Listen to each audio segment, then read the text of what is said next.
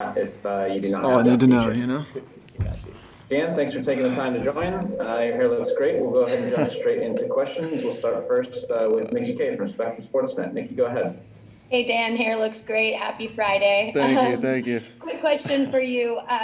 Coach was talking about the need to work on and improve proactive communication to kind of prevent some of the goals you guys have had scored on you.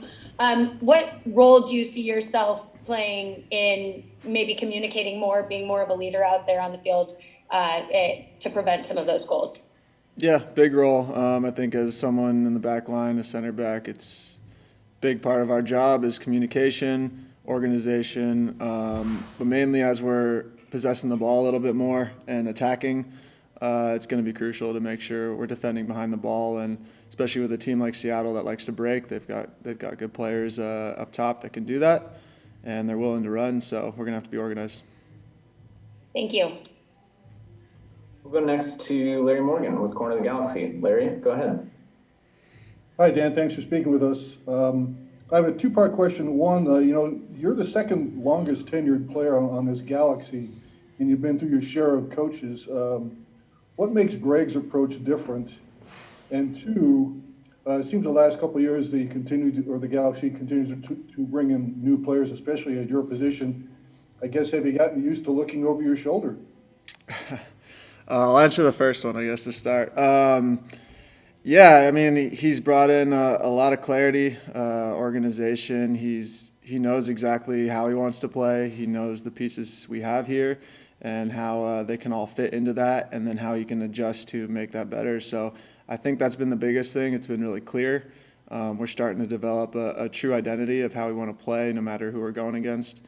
And that all started early in preseason and right away. So those are some of the biggest things I think a lot of the guys who have been here have been, hoping for and asking for and what we want. And they've come in and delivered. So now it's our turn on the backside to deliver with what they're asking for.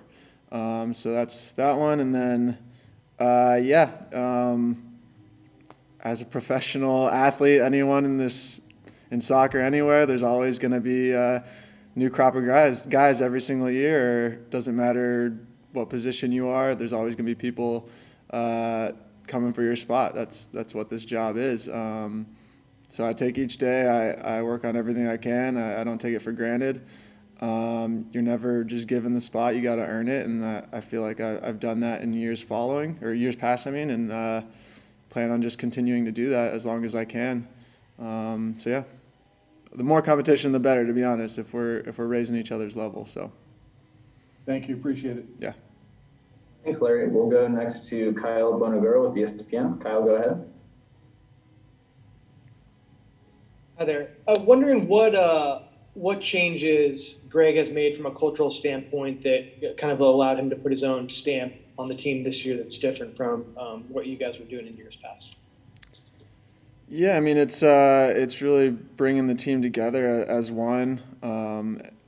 And you can just say that and hear, oh, we're a family, all this stuff, but it's more in just some of the little things, how we go about trainings, how we go about things in the locker, how we go about even our travel days and our trips. It's just little things here and there that have helped build this sort of family that we feel this year. But yeah, I mean, part of the identity is what we've done too.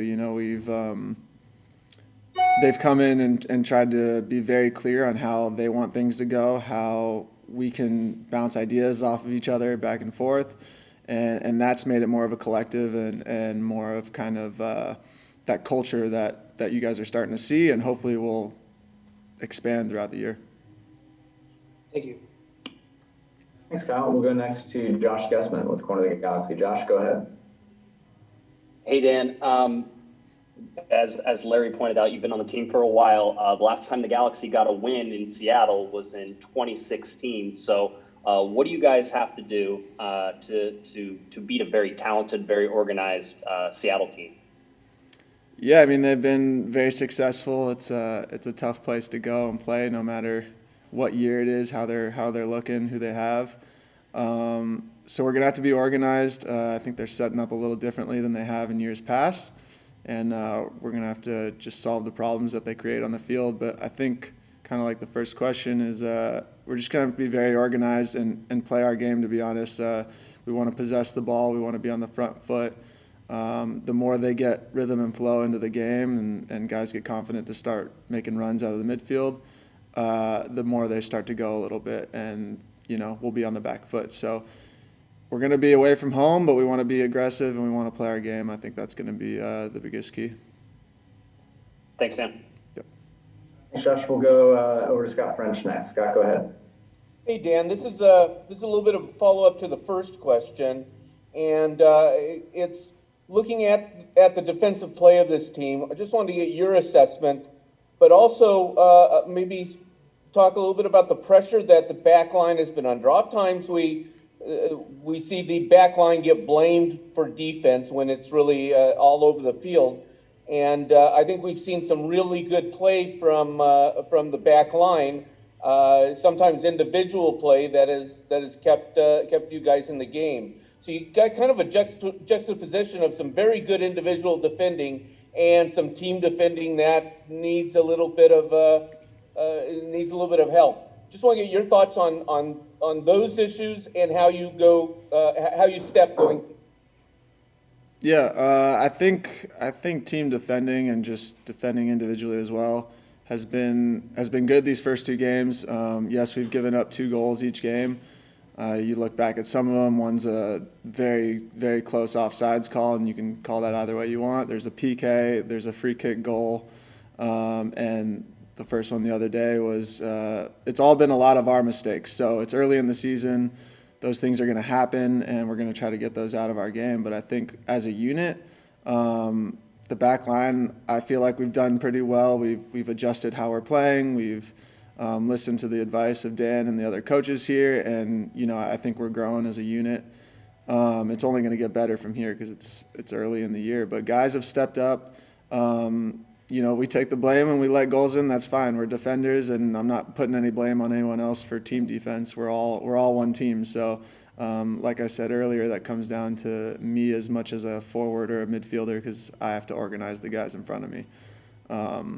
So yeah, I think overall it's been pretty good. I think we've been a little bit unlucky with some of the goals we've actually given up, and I think we can progress and do better from here on out. Thank you, Dan. Yeah. Thanks, Scott. I think we have time for one more. We'll end it with Jose Lopez. Go ahead. How are you? Good to see you. Javier obviously takes a lot of credit for the good performance LA Galaxy has had so far. But there are other 20-something players that have done a great job, led by Greg Benny. What does Greg does so well to take the best out of you guys? Yeah, I think it goes back a little bit to what I was saying before is there's a lot of good players in this locker room. We've seen it before, and you're seeing some of the young kids this year as well. But we're being put in good spots. We're being given good ideas. It's all about solving problems on the field.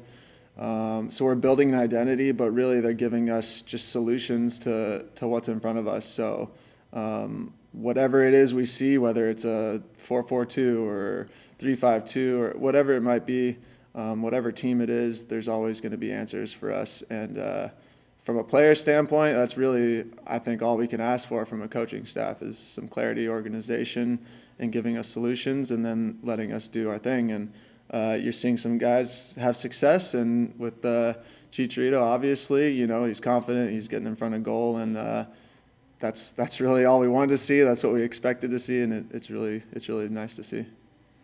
Quick follow-up. Seattle is famous by the turf. How does that affect the team's performance for Sunday's game?